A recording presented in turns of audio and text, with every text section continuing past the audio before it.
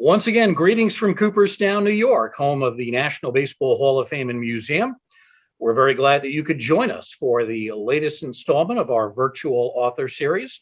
For those of you who don't know me, my name is Bruce Marcuson. I work in the Hall of Fame's Education Department. We've been doing these programs now for the last 2 years. We have done virtual voices of the game, virtual legends of the game. We've done curatorial spotlights. And today it is our virtual author series with Anika Orrock, who has written a terrific book, The Incredible Women of the All-American Girls Professional Baseball League.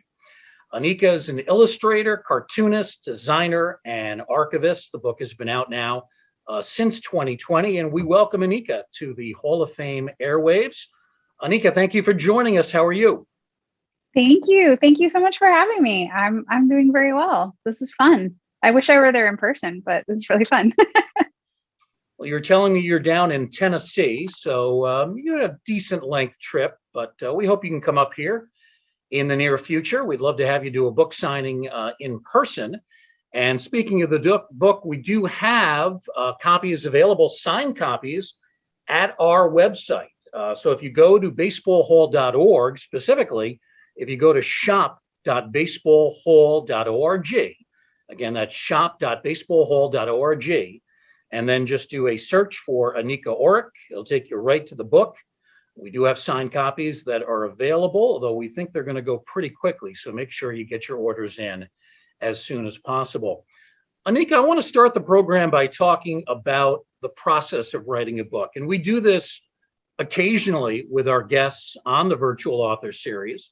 But I'd like to talk about it with you because you come at it from two different perspectives, as both the writer and as the illustrator. And we're going to talk about that in a moment. But let's begin with the origins of this book. When and why did you decide that this was the project you needed to work on? Well, thank you for it's funny. I like the two different perspectives, showing two different perspectives. It is. I've always been kind of a visual learner, a visual communicator. I love to write, of course, but it really wasn't until going through a bunch of my own drawings. I was putting together some drawings for a separate, like a little self-published book of my art.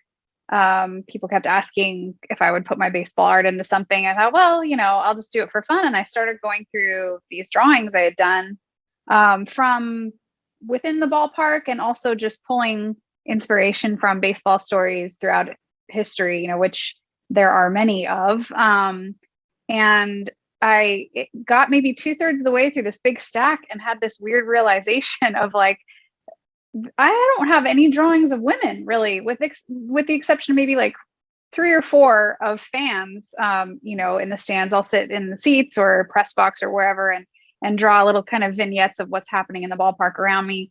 And it just kind of struck me, and it struck me particularly weird because I am a woman.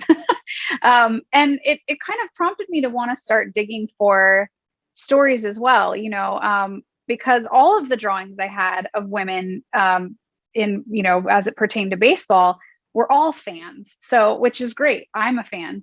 But, I have I pulled an illustration of a woman watching a baseball game on television, holding a rolling pin, like an older woman, like a baseball bat. And, it was like, I was pulling all these fun things out of my imagination as fans, but it just kind of had like a weird, I don't know. It was like, wait, this is not the territory necessarily. It's a place for women, but this is not, I want stories of my own heroes in baseball. I want, back in the 30s, 40s, 50s, it was said like every little boy grows up dreaming of playing baseball. It's like, well, what about girls? And what about their heroes? So I just kind of started digging, thinking that I might find a few. Keep in mind, I'm in my late 30s. So like, this is really like a late time to be discovering all of these things, that women have been involved in baseball since baseball, and influential and good at it and organized and, athletic and having everything to do with it. Just not really having a place to play that is, a prominent place to play. So this was the first story that I think most people, and this is the first story I went to, most people go to a league of their own, because that's kind of like the one that you instantly think of. But diving deeper, it was just, there's so much, and how do I even narrow it down? But I really liked this particular chapter in the history of women in baseball is literally a sliver. But I chose this sliver for a variety of reasons. Probably the most prominent being that the women who played in this league, many of them were still living and could be interviewed, and I could get something from them. I could learn something. I could learn about these experiences firsthand. And story, to me, as a story person, it's just the most powerful way that you can learn anything. So I thought they've got to have stories. And there are stories out there from these women who had since passed, who I did not have the pleasure of meeting. But and it also comes at, it's a part of history. This slice in time is also very extraordinary because of the shift in roles for women and what women were doing at the time and what was happening, during World War II and mobilization. And so it was just this very interesting little slice that I just thought I just have to share this story in a way that most people don't know about, that also makes it accessible and enjoyable and fun. So here we are. So how many years ago did this idea come to you? Let's see. That would have been April 2017 is when I signed the contract. So not too long before that, or no, I'm sorry. Was it April 2018? 2017, I got the email though. We were in Ireland actually. So yeah, it was right around 2017, early 2017. I have some experience working with publishing. It's a crazy world. How long did it take you to find a publisher?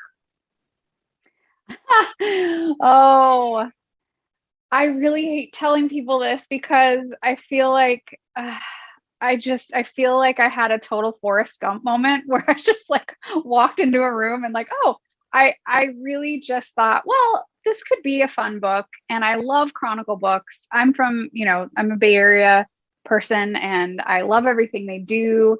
In college, I had applied for several design internships there because I just loved everything they did visually. So I just found their guidelines for submitting a pitch, because also they're one of the only publishers that accept unsolicited submissions, meaning that they will take a submission from an author directly without requiring an agent. Yeah. And I put together a pitch packet according to their guidelines, and I spent a couple of hours decorating the envelope that I sent it in, drawing on it. And that was it. And I got it, which, I thought, oh, good. Okay. They liked it. That's great. Okay. Well, we'll do it. But I've since learned that that's really not how it works. I just got really lucky. So, so they were the only publisher that you pursued. Yeah. That's great. Yeah. Yeah. And I'm so lucky. I had a really great team to work with and they did a beautiful job. It is unusual, but it can work that way, where the first proposal hits the bullseye. And then other times, it takes 20 times to find the right publisher and you end up, winning a Pulitzer Prize. It's hard to figure why so many manuscripts get rejected. It is really kind of a crazy world. So if I'm understanding this correctly, Anika, the process for you started with the illustrations and then the writing came second. Is that how it worked? Pretty much. I mean, I started doing some of the illustrations without even an idea of a book in mind. I just really was enjoying the stories that I was coming across about these women. I think one of the first ones I did was, I came across a story of a woman who had played in the league. Her name was Esther Gambardella, and she only played, I want to say 13 games in a single season. She was by no means a star player. I think she played on kind of like one of what was considered like the minor league touring teams that would have games against one another. And but her story about growing up during the Great Depression, she talked about growing up in Chicago, in a Polish neighborhood in Chicago. And she earned this nickname that was Polish for Little Rag because she would just like throw herself against a fence without thinking twice about it to catch a ball. And she would shine shoes of like her favorite customers were mobster kingpins, because they'd always tip her extra money. And it's just like that story of growing up, I just thought was so fun. And I just had this visual of a person in my mind. I'm a very character driven artist, or, I love character design. I love developing character and drawing people. Some people go somewhere and want to draw the landscape. I want to go and draw the people. So these characters were kind of developing in my mind, and I was drawing them and just selling them as prints and as artwork. I loved the juxtaposition, which is also played out in the book, of the fact that these women were given a beauty guide or an etiquette guide, things like that. And I just thought that was like such a fun visual juxtaposition to play with, that they're given this beauty guide, but then they're out like having a grounder pop up in their eye or something like that. So that's where it started. And then the idea for the book, and then the writing and the illustrating kind of happened simultaneously, really, in the process of making the book. Is the illustrating easier for you than the writing? Oh, that's a really good question. Easier. Or are they equally difficult? It just really depends. It's funny because growing up, like in high school and stuff, writing always came a lot easier to me. I guess compared to other kids or other things. My grandfather was a writer. My dad is a great writer. We have, we have writing in our blood, I suppose. So I guess I just grew up with good in-home editors.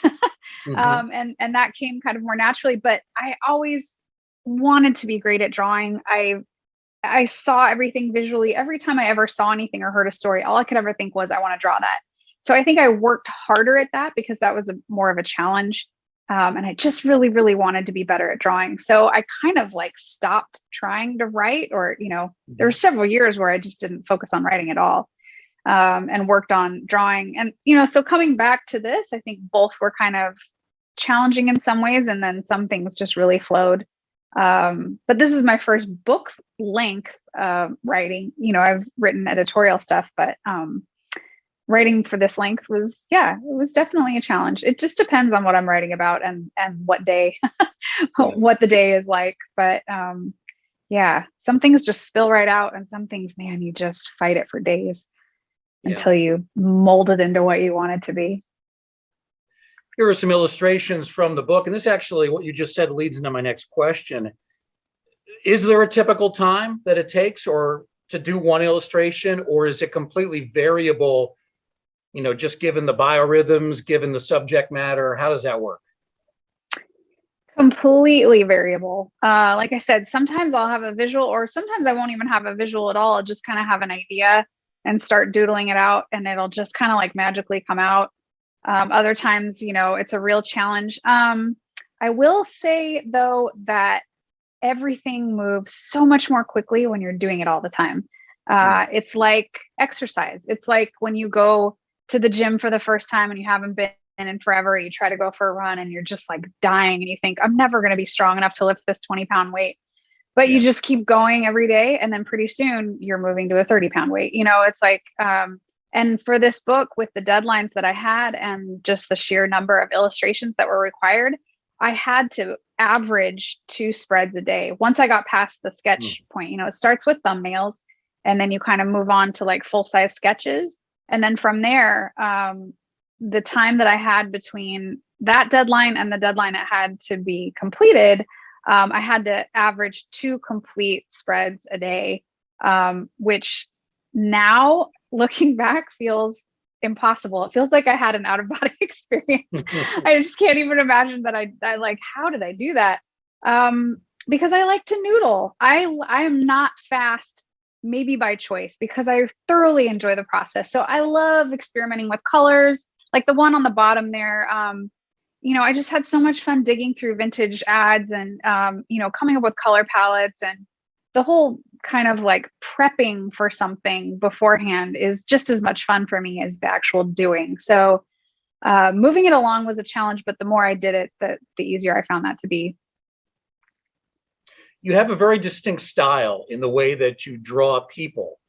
I don't want to say it's a comedic style, but I guess there's a comedic tinge to it, as well as being realistic in some ways. I'm curious about the reaction that you've heard from some of the players about your drawings and about how they look in these pictures. That may have been one of the most gratifying things about this, because Chronicle Books was nice enough. They were very generous in that they offered to provide a book to every living player that was known to the Players Association. So I want to say it was 85 books or something that I shipped. They shipped them to me, and then I signed them and put little notes in and shipped them out. And that was my way of doing it, because there was supposed to be a reunion that year, and I was supposed to be able to bring these books to the reunion and hand them out in person. And of course that didn't happen. This book was actually published 2 days before the CDC announced that we were in a pandemic and everything shut down. So it's great timing. And I sent them out, and it was really cool because over the course of maybe 3 months, I just was going to the mailbox, and every other day there'd be a letter in there, which I just think is so lovely, and such a it's a thing of a generation. We don't really send a whole lot of letters anymore, and I got the nicest letters, women who just loved the book, but I think the most common comment was that they felt it captured the spirit of it, which is what I intended, because this isn't an academic book. Of course there's history in there and there are facts, but I'm not providing a resource for someone to write a thesis.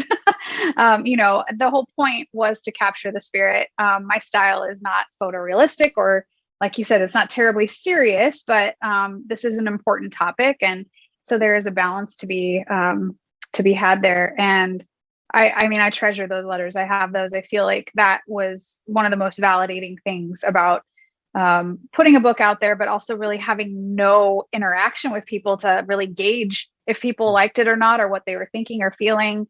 So to get those from the actual players themselves was like, I felt like, okay, well, if they're happy with this, then I'm happy with it. And then it can go out in the world, and whatever other people say is fine. Yeah. Was there one letter in particular that really struck you?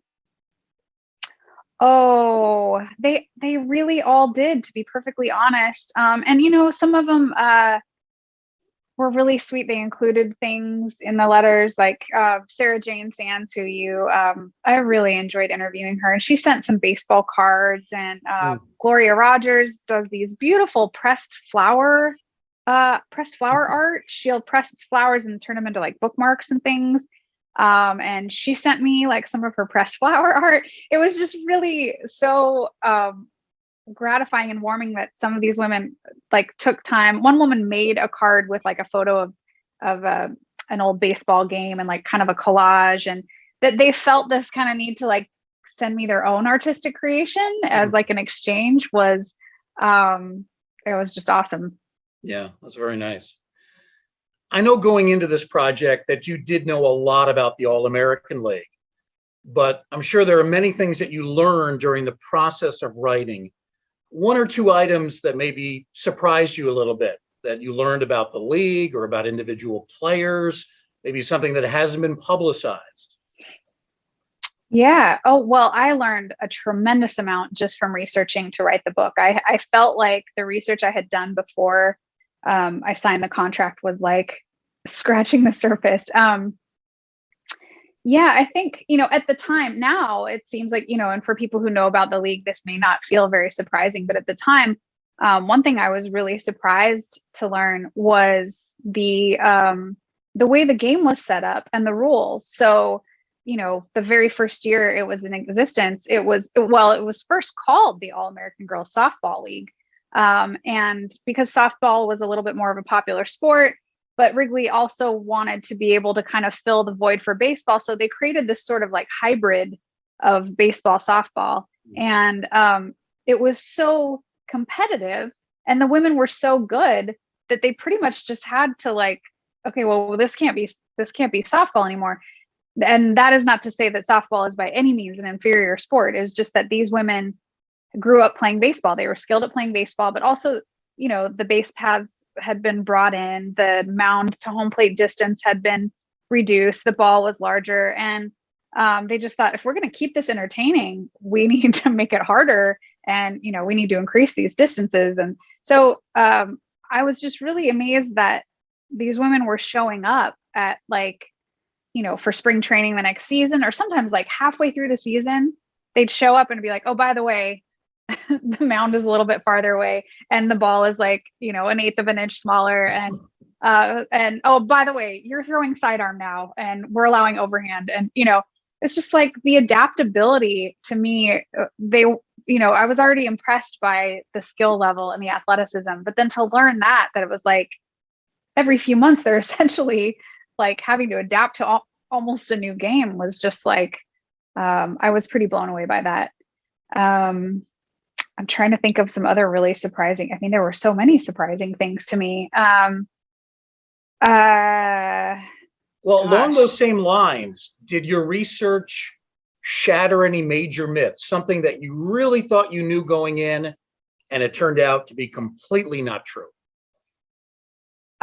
Yes. One that really stands out is that it was just in existence for World War II, and that was all it was good for, essentially. So, because I think in that myth is sort of propped up by the movie, which is just, I think the movie, A League of Their Own, who I don't know how many people have seen it, but if you watch it, you can see that it's very much, I don't know if it's explicit, but it's very much implied that this was like a substitute for men who went to fight in World War II.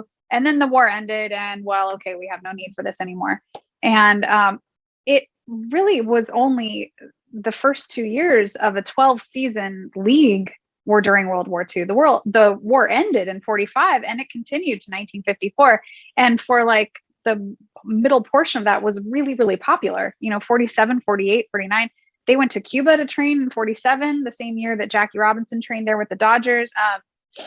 It was like a really big deal. And I just, I thought, oh, it's like this kind of fun little chapter of history that, they needed this little thing and isn't that cool? I was like, no, it was like actually a really big deal for a long time, a lot longer than people think. Yeah. It actually lasted long enough to endure a second war, the Korean War, even though it really didn't have a connection to Korea directly. So yeah, it went on for 12 years. It was more of a long-term project. Here we have on the left a photo of the real Rockford Peachers, who really were the signature franchise of the All-American Girls League. And then on the right, we have the depiction of some of the Peaches in the film A League of Their Own. So we have the nonfiction, we have the fiction together. When you did the research for the book, did you find it difficult to reconcile the real life Peaches with the film version? Not terribly, only because going in, actually it was weird. I sometimes had to remind myself of the correlation, because the deeper I got into the research, the farther the film felt from anything I was doing, to where it wasn't even really a part of, unless there were some interviews where players would talk about it, because that was, the film was a really huge deal. That was how their existence as a league essentially became known or renowned to some people. But a lot of these women didn't even talk about playing. Some of their own children found out that they played in the league because of the movie, because they went to the movie. So, sometimes they would bring something up like, in the movie, they show the coach, stumbling into the restroom and going to the bathroom for like X amount of seconds. And, and they're kind of laughing like that would never happen. Sometimes like something like that would resurface, but otherwise I was just so immersed in these actual women's names and the things that were happening in the league that I just kind of forgot sometimes about the movie. And that's not a bad thing, but Do you like the movie? Do you feel it does justice to the league? I feel like it does justice to the league in some really important ways, not all of the ways, but I guess also I think maybe Penny Marshall was hoping to do what I was hoping to do, which was to capture the spirit of it. I think it does a great job of capturing the spirit of the league and the athleticism of the women, even though, maybe Madonna isn't exactly like a really skilled ball player, but I think they do a great job and they got some good stunts in there and stuff. And I think the most important thing for that time anyway is that it made it accessible. It made people learned about this thing that had actually happened. And if you at the time, if you had to make it entertaining, if you had to fudge a little to make it a great movie, so that people would be interested in it, then goal achieved. I think there are some things where it's like, okay, well, that's not exactly accurate, but for something like that at that time, I just can't see how it matters compared to what it actually accomplished, which is tremendous. I'm curious, Anika, you ever have a chance to meet Penny Marshall or any of the actresses from the film? I've not. Well, no, I've met Megan Kavanaugh and Tracy Reiner, who, man, that was like, I actually really struggled to not totally nerd out when I met Tracy, because I grew up just like idolizing. I loved the Dick Van Dyke Show, and Carl Reiner became like my absolute hero as a kid, which is kind of still is, but kind of a weird hero for a little girl in the 90s. But so that was really exciting for me. And I actually, it was like a really weird interaction. My partner is a musician, and the band he was playing in, they were playing in Los Angeles, and we were backstage after the show, and Colin Hanks was he was a fan of the band, and he was backstage, and we're like chatting, and he introduced me to his friend, who was Scott Marshall, which is Penny Marshall's nephew. And I had like a really weird, like, wow, this is such a weird moment that Tom Hanks' son is here with Penny Marshall's nephew hanging out. And I was working on this book. So it was really, I'm sure, those poor guys, I all but like tackled them. It was like, oh my God, I'm working on this book. And, I just like, blah. But Scott was very, very sweet. And he said he would like to try to work out a situation where I could meet his aunt, Penny. Unfortunately, she had just become ill at that point, and we weren't able to make it work. But just the fact that he was kind enough to offer was very sweet. What'd you think of Megan Kavanaugh? I think she's fabulous. Yeah. And I really love how much she does, like the work that she does to perpetuate this for causes that bring awareness to girls baseball. I think that's fabulous. We met Megan, I think it was early 2000s. We had a reunion. I think it was a 10th reunion for the film. And Megan was one of the actresses that came out and spent some time with us here in the education department and with some of the other folks in the staff here. And one of the things that really struck me was, even though 10 years had passed, she looks nothing like she looks in the film. I don't know what they did to her, but they made her look bizarre in the movie, and she didn't really look like that in real life. Yeah, that's a really good point.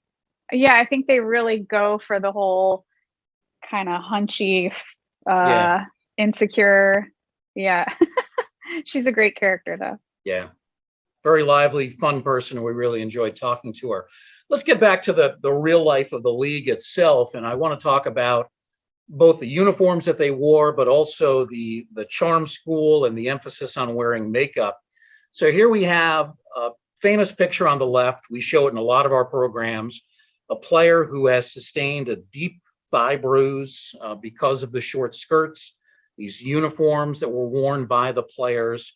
Did you get a chance to talk to a lot of the players about the skirts? I've heard mixed things. I've heard some players say they liked them. Others said, no, they hated the skirts. Others said, well, they just adapted. What was the reaction that you got from the players about the skirted uniforms? Well, I don't know if I talked with anyone who said they actually liked it as far as playing in it as a practical garment.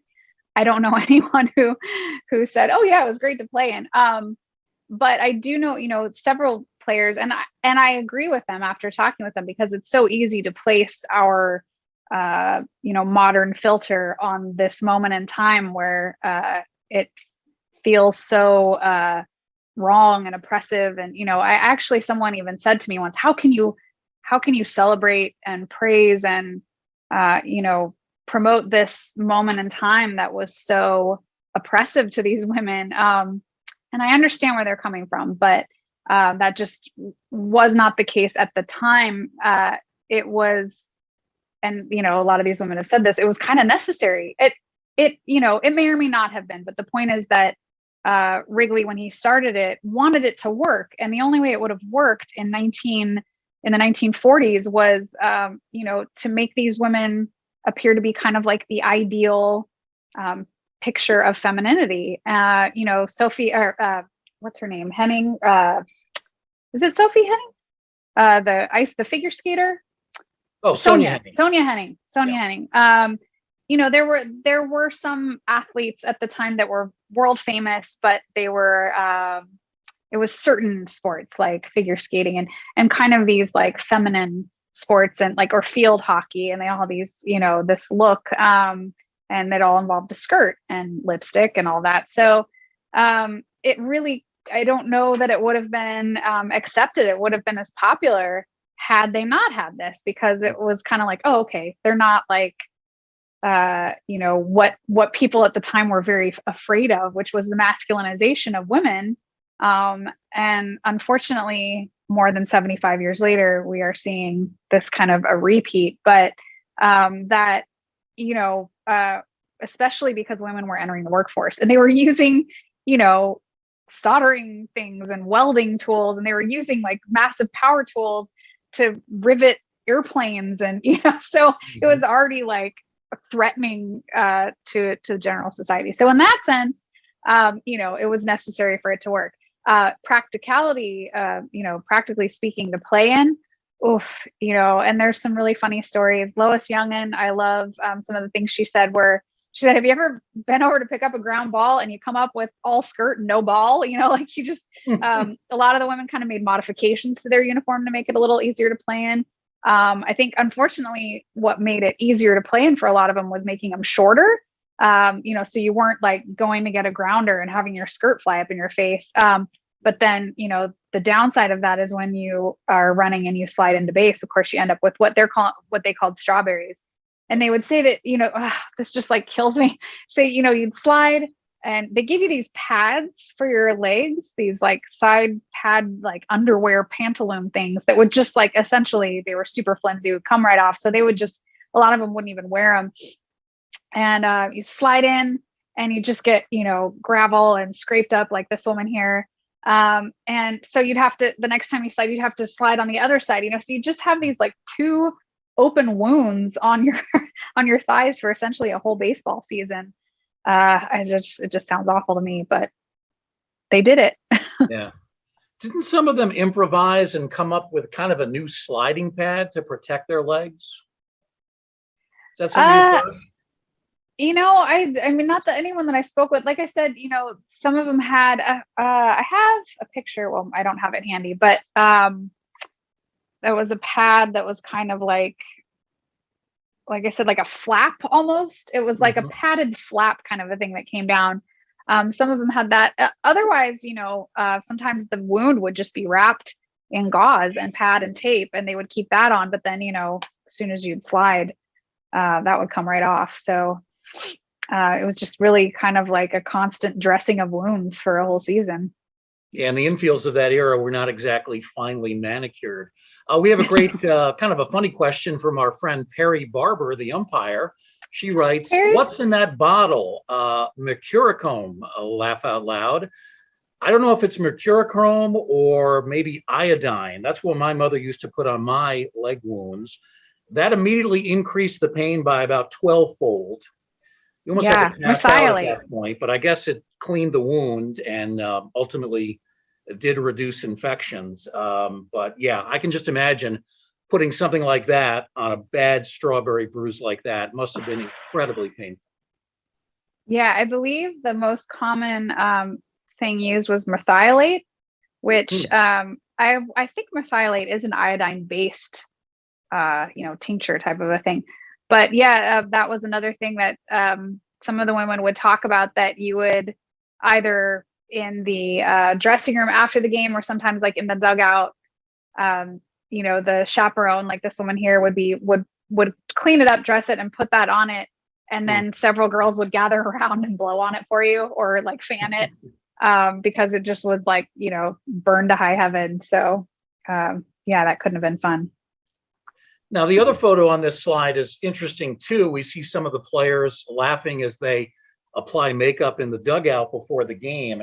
You made reference to this briefly earlier, but it's page 40, where you talk about the All-American Girls Baseball League Beauty Kit.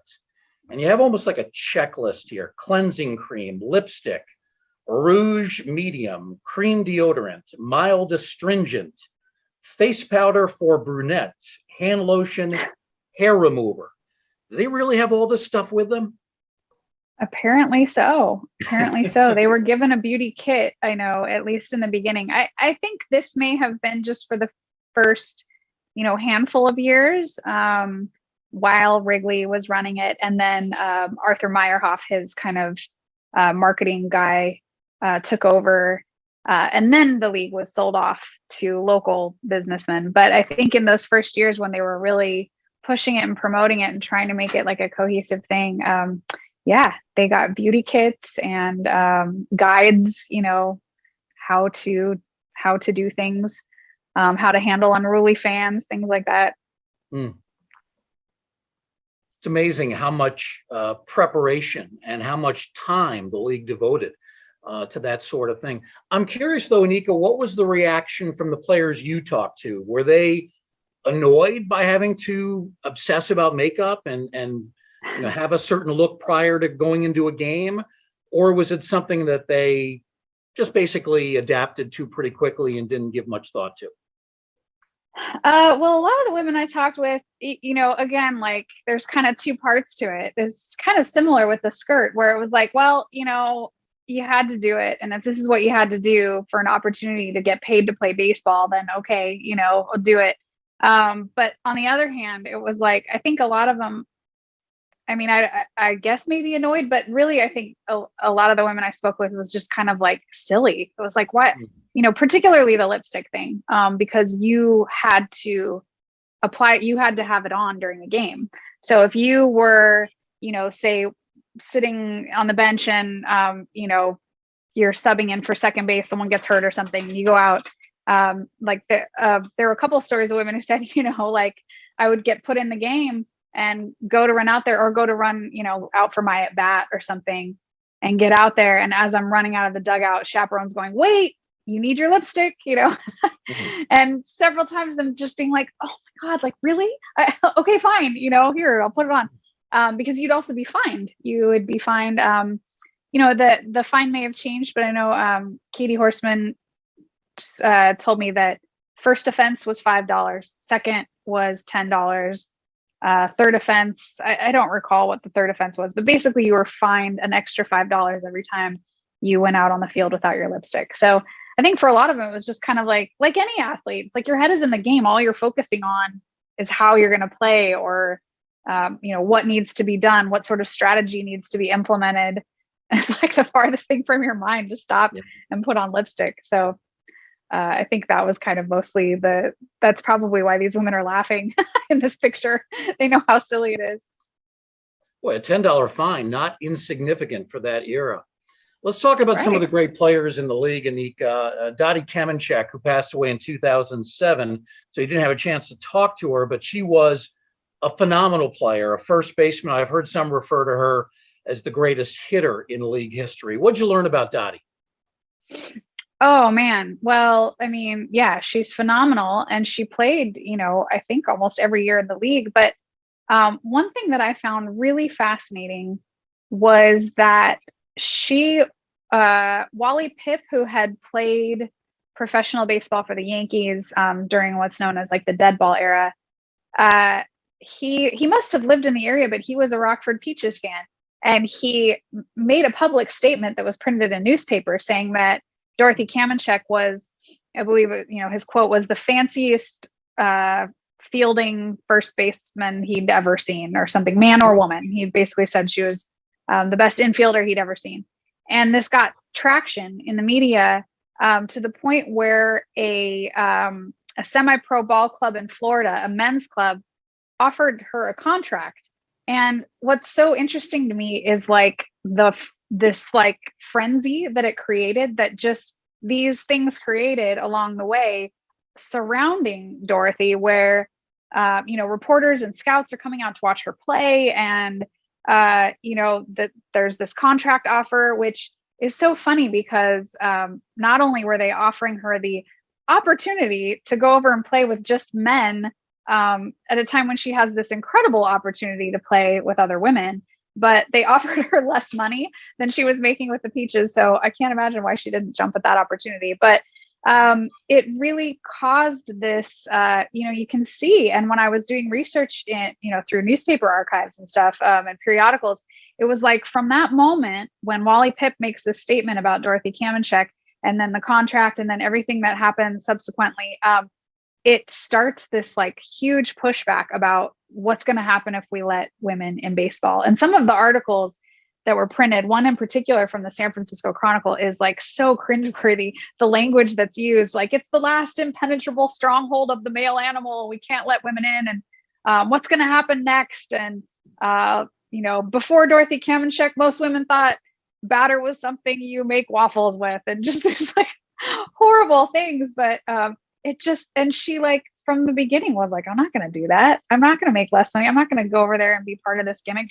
All she wanted to do was play the game she was playing and that she was really good at. So I always kind of love that, that it just caused such a stir and she just wanted to play.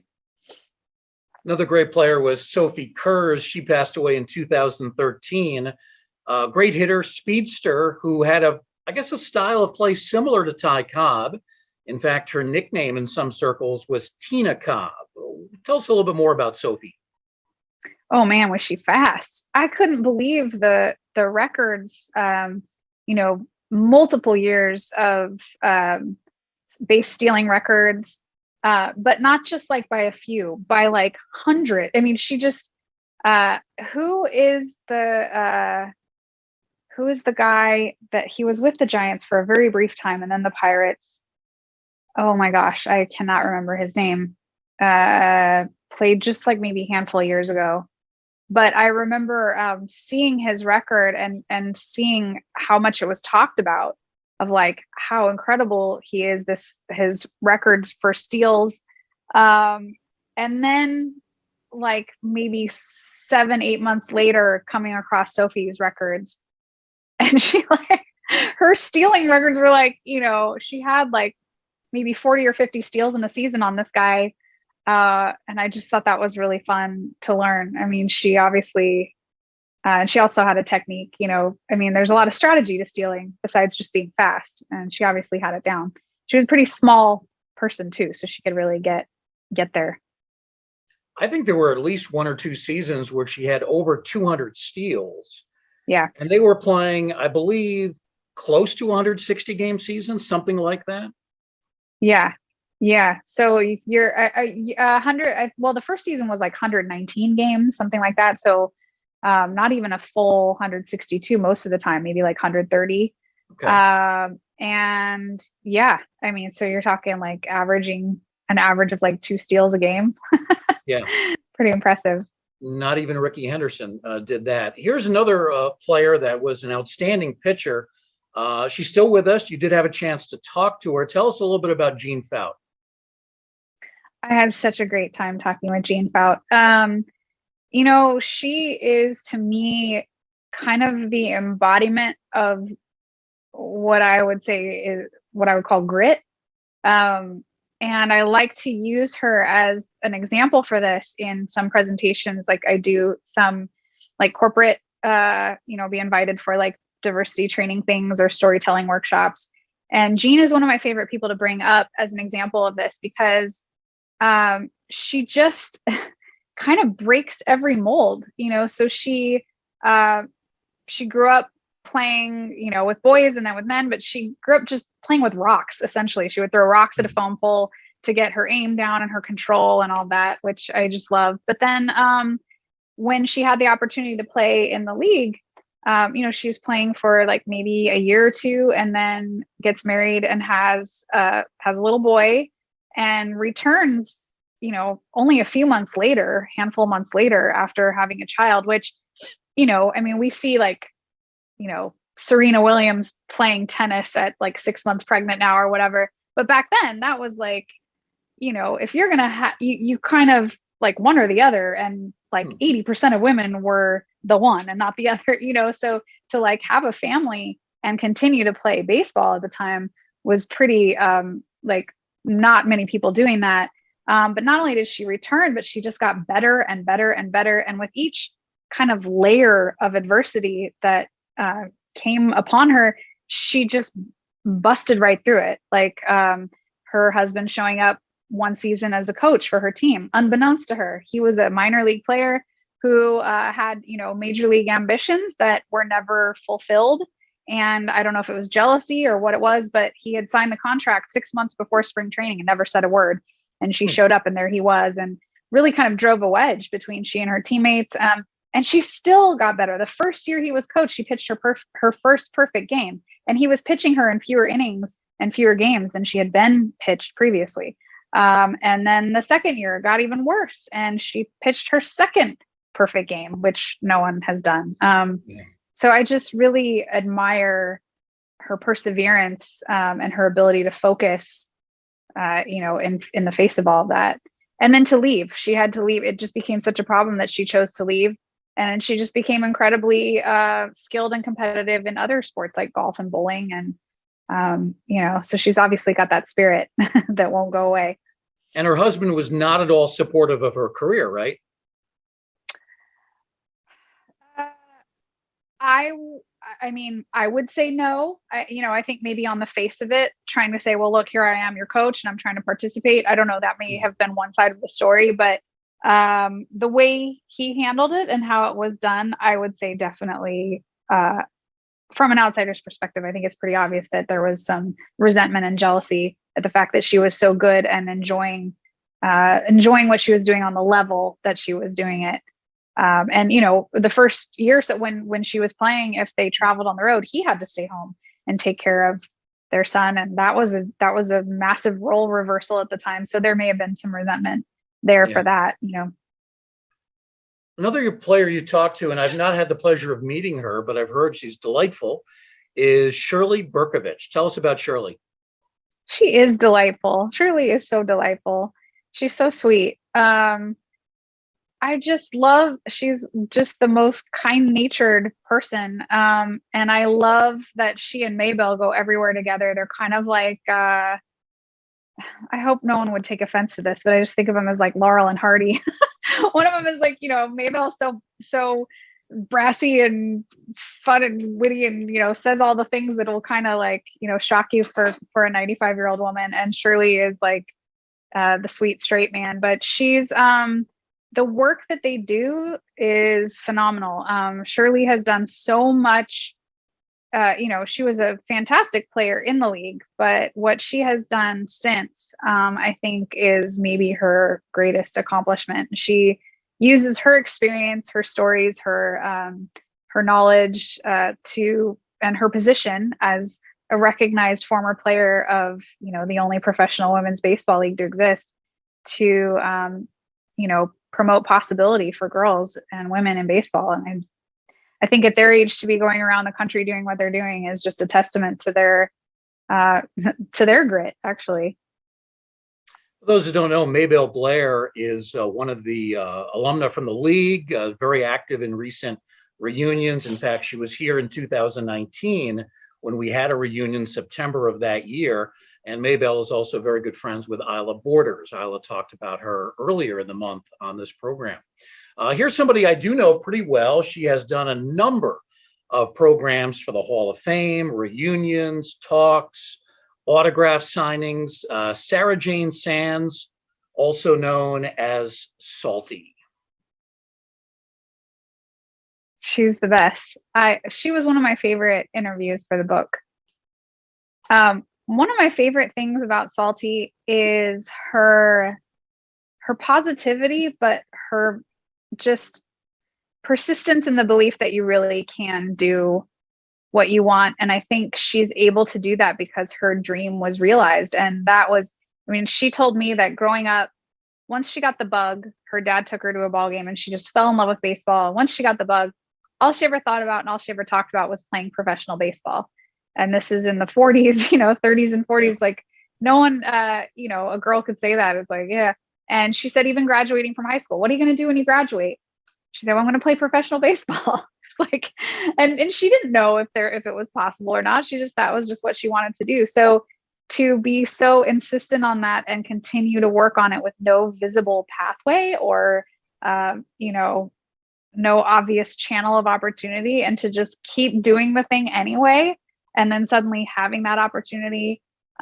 She is a great, I guess, preacher of, you can live a dream if you just keep working on it. And I love that she tells little girls that all the time, and boys. Sarah Jane Salty is very old school, very tough. Does not surprise me that she was a catcher for a good part of her career, but one of the great characters, great people from the All-American League. We do have a few minutes remaining with our guest, Anika Orrock. We have a number of questions, Anika, in the chat room. So without further delay, let's get to them. The first is really not a question, but just a comment from a filmmaker named Callie Gilbert. Greetings from San Diego. I'm a documentary filmmaker and a lifelong baseball enthusiast, currently in pre-production on a film about the past, present, and future of women in Major League Baseball. Do you know Callie by any chance, Anika? Callie introduced herself to me on Instagram fairly recently. So Okay. Hi, Callie. I'm excited she's here. Yeah. A question comes in from Bill Caesar. He wants to know, what was the motivation for keeping the league going after World War II? He also wants to know any teams in the state of Michigan. So a two-part question. First off, tackle the post-World War II issue. Well, I think the motivation was just that it was doing really well. It was popular. It was bringing in revenue. And, it was also the teams were very strategically placed in towns where there was a lot of factory, there were a lot of factories, but the factories had moved over to war production during the war and then returned, resumed normal factory production after. But these are, for example, like in South Bend, there was the Bendix car factory. And, so there's still a lot of factory work, factory production there. And coming out of World War II, during World War II, everything was rationed. So everyone had to ration, fuel or whatever. So you couldn't really get in your car and drive to a ball game. And also you're working long hours in a factory because it's war production. So to have it right there was just really convenient and really nice for people to have that recreation.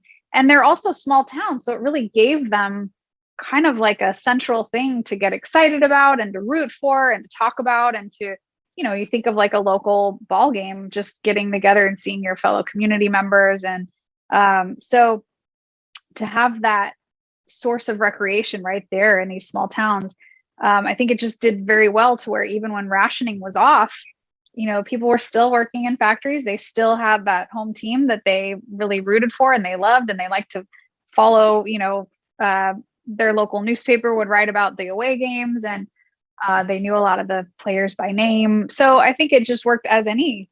I think the motivation is the same if it had been a men's team. When you have a good, exciting baseball game right there in your hometown, a professional level, I don't think you need much more motivation than that. And it, like I said, it did great until the freeway system, television, prosperity, and then also with that came sort of like the push back toward domestic life for women. There was kind of an effort to push them back into the kitchen, so to speak. Yeah. So all those things combined, I think, really kind of led to the downfall, on top of the fact that because it was kind of like falling apart a little bit, they had no way to sort of like bring up new, training girls to play ball in this league at this level and all that. So there were several factors, but I think as far as what existed at that place in time, the motivation was that it was great baseball. As for the geography, there were teams in Michigan, right? Grand Rapids, maybe some others? Kalamazoo, Grand Rapids, let's see. Yeah, and there were teams also that would start in a city and then move, the second season, there was a team in Minneapolis that I think was only there for a season.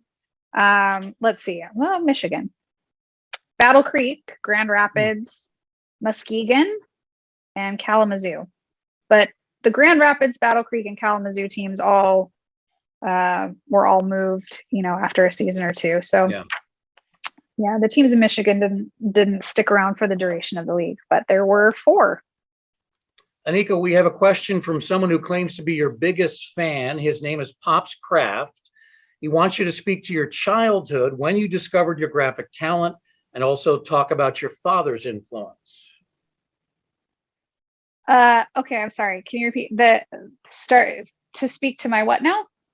Pops wanted you to talk about your childhood, when you discovered your graphic talent, and your father's influence.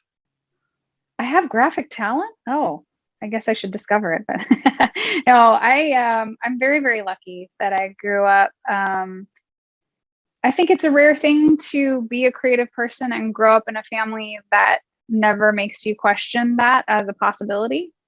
Like I said, my grandfather was, he started as a cartoonist actually, and then he was a daily newspaper columnist who had the ability to write pretty much about whatever he wanted. He also had kind of a humorous bent, he was a warm, observant, kind of witty writer who wrote with quite a bit of humor every day. So I had that as an influence. My dad was a great artist. He did some cartooning stuff, and he's a singer-songwriter musician now. And he was always a really great writer, and helped me with writing in school. And my mom was like, how moms are, which is so sweet, or was like, whatever I did was just genius, or she was just very encouraging about whatever I did. If I drew, I have a copy that she saved of my, one of my first drawings that was of my grandpa, and I have it. It just basically, what's funny is it really kind of looks like him. It's like an egg shape with 2 sticks, which is kind of how he looked. But it was just encouraged no matter what. It was like, yeah, just keep going, keep doing. But there was also, there's also kind of the knowledge that if you ever wanted to do it or make something out of it, yeah, you just got to keep doing it. And that was it. So I was really lucky in that way. And so I spent all my time drawing. I used to love making books as a kid. So I think it's funny that I'm doing books now, because that wasn't really what I set out to do necessarily, but I was always making books about Santa coming at Christmas, or, I was in love with animation. I think my biggest influences and things that really excited me as a kid were based in animation. So, all the kind of mid-century cartoons, Warner Brothers, Disney. I remember going to Disney World as a kid, and you could tour the animation department, I guess. You could see through a 2-way thing where you could see the animators working on, I think they were working on Beauty and the Beast. And I remember seeing a background painting of a part of a pool table from Pinocchio and just being completely blown away. That art always just blew me away. It still does. And only recently, I've had the pleasure of really discovering the influence of women in animation, that they went uncredited, they went unrecognized, and to see what they actually did and the influence they had and what they contributed to that era of animation is really, it's maddening that I didn't know about it, but it's exciting to discover it now. So yeah, I hope that answers the question a little bit. Question comes in from our friend Perry Barber. Do any of those style guides that you mentioned still exist?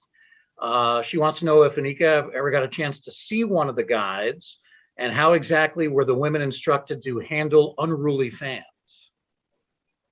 I don't know if any of the actual guides exist. I will say part of the fun, again, with, I guess being able to take some liberties working visually, is that I did take liberties with that, because in my mind, the beauty guide looked like a beauty guide, like a cosmetics, like a Max Factor cosmetics ad or something. But I did see, I believe it's just a Xerox copy of one in the archives at the University of Notre Dame in their special collections library. They have the whole collection of papers that belonged to a gentleman who ended up being the owner of the South Bend Blue Sox. So I did see one in there, and there was one that was done later. I think there were kind of several iterations of this thing, and it was made, but it's all done on a typewriter.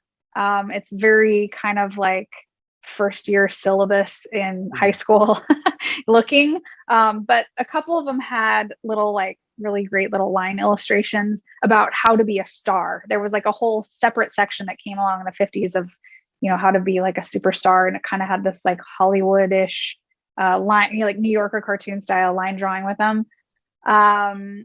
But yeah, I haven't actually ever seen an original, but I have a feeling they're not as exciting visually as I want them to be. It's just like, white paper and put on a typewriter. And what was the other part of Perry's question? About the unruly fans. I think Perry's asking this because she's an umpire and she wants to know how to deal with unruly fans. Oh, well, I don't know if it's great advice. They just tell you to ignore them.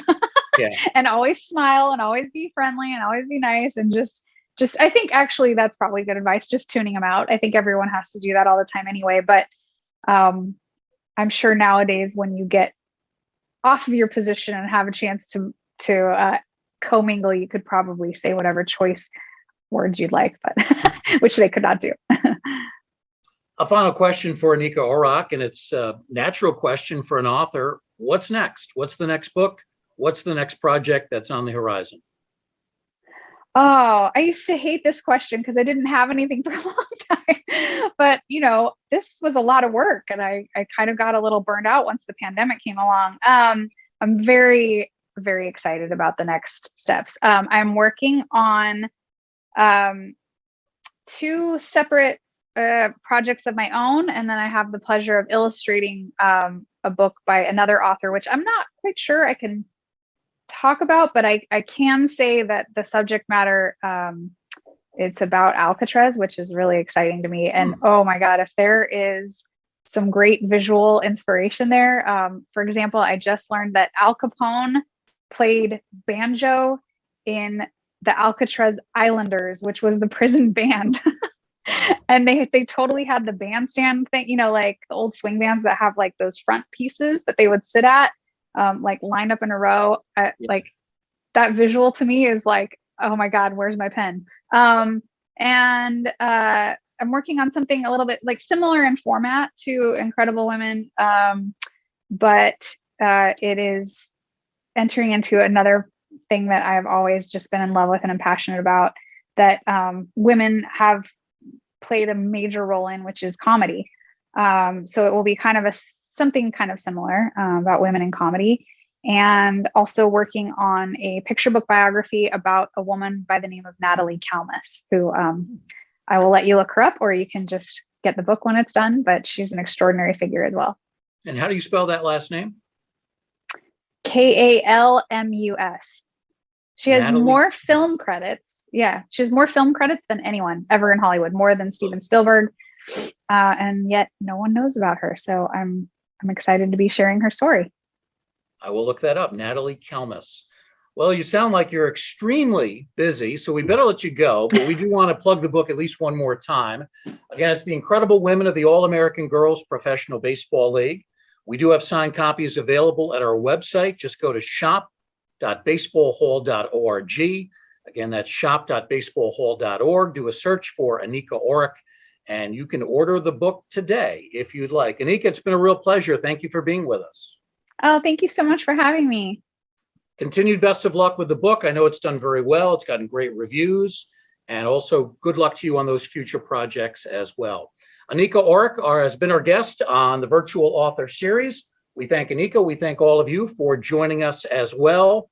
These virtual programs continuing during the month of March, Women's History Month, here at the Baseball Hall of Fame. Thanks for being with us. Have a great day, everybody.